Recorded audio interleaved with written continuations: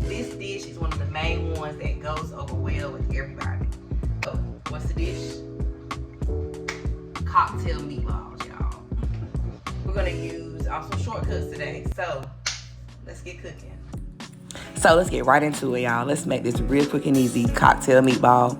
So we're gonna start with grape jelly. I got a little bit of brown sugar, chili sauce. Now chili sauce is basically ketchup without all of the sugar, and it has a little bit more onion in it. And we're gonna use a frozen meatball. You choose whichever one that you like. And I have some all-purpose seasoning. So we're gonna use some bacon grease because I love the bacon grease. I use bacon grease because it imparts so much more flavor into what you're cooking. If you're not a bacon eater or pork eater, definitely just use your regular oil that you prefer. And meatballs are perfect for parties. They go over so well with everybody because you can serve them with a toothpick.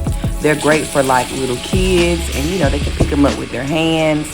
And it's just one of those really great beginner recipes. You can come to my party if you bring some meatballs.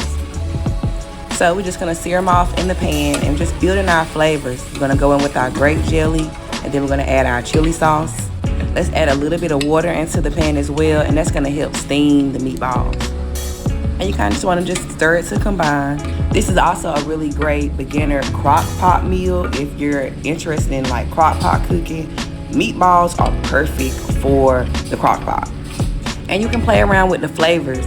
Like the meatball takes on so many good flavors, so you can play around with the jellies that you use, the barbecue sauces. If you want to make like a teriyaki or an Asian style meatball, the sky's the limit because it's a perfect canvas for any flavor. And using the frozen meatballs will make this recipe come together so flawlessly. But if you want to put in a little extra effort, you can make your own meatball.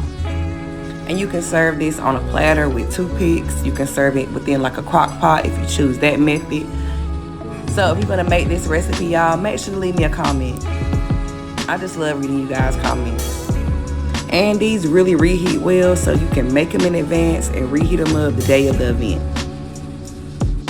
And if you're liking the vibe, make sure you like, comment, and subscribe.